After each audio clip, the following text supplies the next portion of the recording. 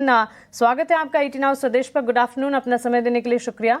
Kunal, will start with you. देखिए, recovery तो अच्छी खासी नजर आ रही है, लेकिन स्टॉक स्पेसिफिक मौके ढूंढने हैं। राय क्या रहेगी मार्केट पर, और साथ ही क्लोजिंग ट्रेड्स क्या होंगे? कल सबसे पहले मार्केट की बात कर लेते हैं। बहुत ही बढ़िया रिकवरी फिलहाल देखने को मिली है। 23,655 के अराउंड निफ्टी है। लो देखने जाए तो 23,495 95 के अराउंड का बना था, और वहां से तकरीबन तकरीबन 150 पॉइंट के ऊपर की रिकवरी देखने को मिली है। इतना नहीं, बैंक निफ्टी में भी बहुत ही शानदार रिकवरी फिलहाल देखने को मिल रही है। 49,625 के अराउंड का बैंक निफ्टी का लो था, और फिलहाल बैंक निफ्टी 50,130 के अराउंड ट्रेड कर रही है। फ्यूचर की बात कर रहा हूँ तो वहां पे भी एक अच्छी खासी रिकवरी हमें देखने को मिली है। मोटा मोटी एक अच्छा खासा सपोर्ट लिया हुआ है बैंक निफ्टी निफ्टी ने, वो हम कह सकते हैं।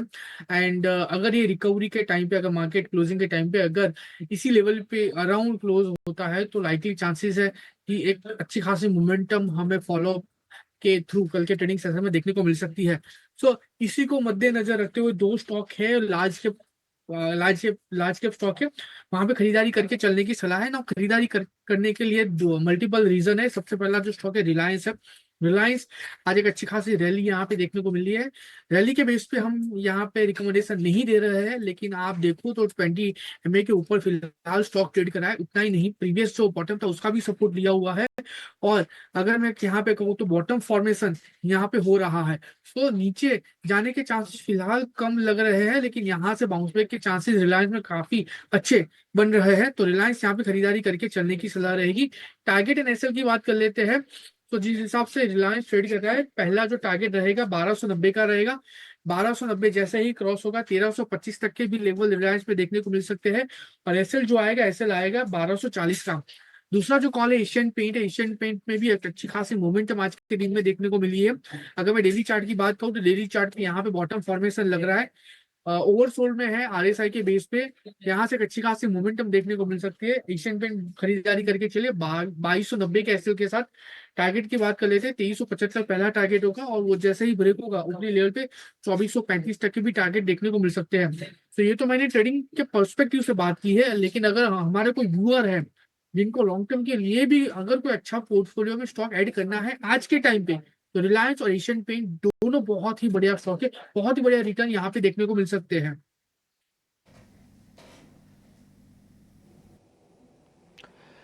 ठीक है, तो ये कुछ एक स्टॉक्स भी हो गए और मार्केट पे ओवरऑल व्यू भी मिल गया। रिलायंस इंडस्ट्रीज़ ने भी आज काफ़ी बड़ा योगदान दिया है इस रिकवरी में। आप 2-2.5% रिलायंस इंडस्ट्रीज़ आज दिन भर में तेज़ रहा। फिर बाद में बढ़त टीसीएस के अंदर भी आई, जो कि टॉप लूजर्स था। एक बार ज़रा निफ्टी का आईटी इंडेक्स दिखाओ आप, साथ में निफ्टी का आईटी इंडेक्स दिखाओ। देखो अभी भी डाइवर्जेंस काफ़ी ज़्यादा है। बैंक निफ्टी में 0.5% से ज़्यादा की गिरावट है, और लेकिन निफ्टी में थोड़ा कम है। ये निफ्टी का आईटी इंडेक्स, अगर आप निफ्टी को चेक करेंगे सेम एक जैसा प्रपोर्शन में चले हैं। हालांकि बैंक निफ्टी के अंदर उतना स्मार्ट पुल बैक नहीं आया अभी भी, बट स्टिल आज की ये रिकवरी काबिल तारीफ़ है। आज का फॉल भी एक्स्ट्राऑर्डिनरी था। कई बार थोड़ा कुछ ज़्यादा भी हो जाता है मार्केट के अंदर। जतिन भाई, शुक्रिया पहले तो समय देने के लिए। आपके ट्रेड कौन से हैं? Good afternoon everybody. तो हमारा जो आउटलुक है, कहीं ना कहीं ये जो फॉल है वो अपने क्रूशियल सपोर्ट पे आ गया है, और हमें लगता है कि स्टॉक स्पेसिफिक हमें थोड़े लॉन्ग्स की तरफ भी ध्यान रखना होगा। तो हम दो लॉन्ग आइडियाज लेके आए हैं। जो पहला लॉन्ग रिकमेंडेशन रहेगा वो बजाज फिनसर्व में रहेगा। तो जैसे कि हमने देखा है कि बजाज फिनसर्व में पिछले 3-4 ट्रेडिंग सेशन से एक रेंज में ट्रेड कर रहा है। ओवरऑल मार्केट के करेक्शन के साथ ये करेक्ट नहीं हुआ है। हमें लगता है कि ये कहीं ना कहीं एक शार्प रनअप के बाद थोड़ा कंसोलिडेट कर रहा था। तो अगर जो बाजार में एक पुल बैक आता है, तो हमें लगता है कि बजाज फिनसर्व एक अच्छी खासी अपसाइड की तरफ रैली दे सकता है। बजाज फिनसर्व लॉन्ग करने की सलाह रहेगी। स्टॉप लॉस रखना होगा आपको 1668 का, और ऊपर में टारगेट रहेंगे 1765 के। जो दूसरा रिकमेंडेशन है वो इंश्योरेंस स्पेस में से एचडीएफसी लाइफ में है।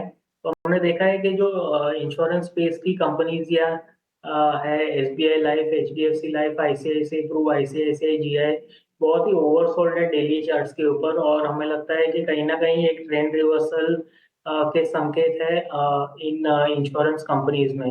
हमें लगता है HDFC लाइफ में एक लॉन्ग अटेम्प्ट किया जा सकता है। स्टॉप लॉस रखना होगा 610 का और ऊपर में टारगेट्स रहेंगे 645 के।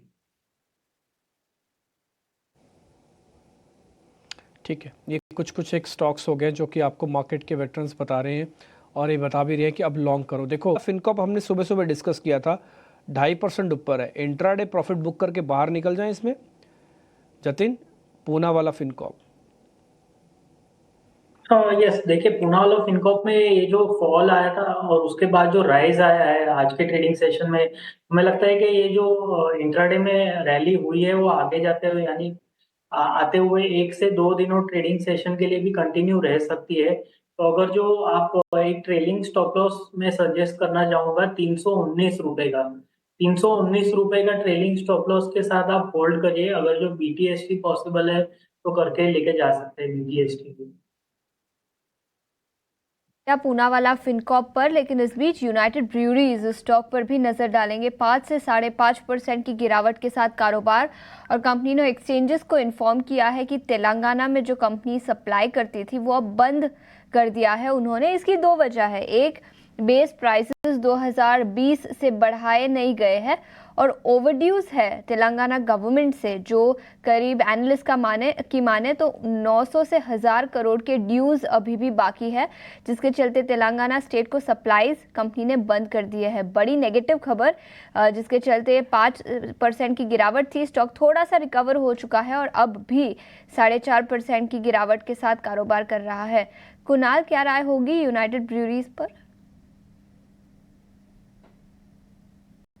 वेल, पर्टिकुलर स्टॉक की बात करें तो जिस हिसाब से फिलहाल ये स्टॉक ट्रेड कर रहा है, लाइकली चांसेस है कि यहाँ से थोड़ी सी और डाउनसाइड की मोमेंटम देखने को मिल सकती है, क्योंकि आज के दिन में ही स्टॉक देखे तो 4.5% नीचे के लेवल पे ट्रेड कर रहा है। इतना ही नहीं, 20 SMA के नीचे भी ट्रेड कर रहा है।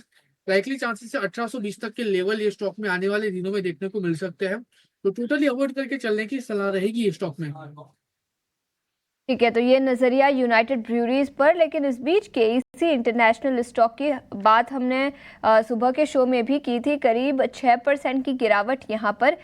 याद रखें, यहाँ पर कंपनी को नए ऑर्डर्स मिले थे, जिसके चलते स्टॉक हरे निशान में शुरू तो हुआ था, लेकिन उसके बाद भारी गिरावट, 6.5% की गिरावट स्टॉक पर अब दिखी है। जतिन, क्या राय होगी KEC इंटरनेशनल पर?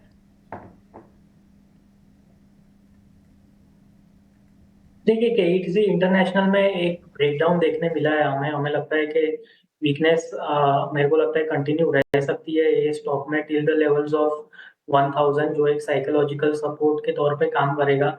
आज का जो ब्रेकडाउन है वो वॉल्यूम के साथ आया है, तो कहीं ना कहीं हमें लगता है कि आगे चलते हुए थोड़ी वीकनेस और कंटिन्यू रह सकती है। कोई भी पुल बैक आए तो उसमें फ्रेश खरीदारी की सलाह नहीं रहेगी। हमें लगता है कि अभी भी कंसिडरेबल डाउनसाइड है, अराउंड 5 to 6% का डाउनसाइड है पॉसिबल है in the case of KEC।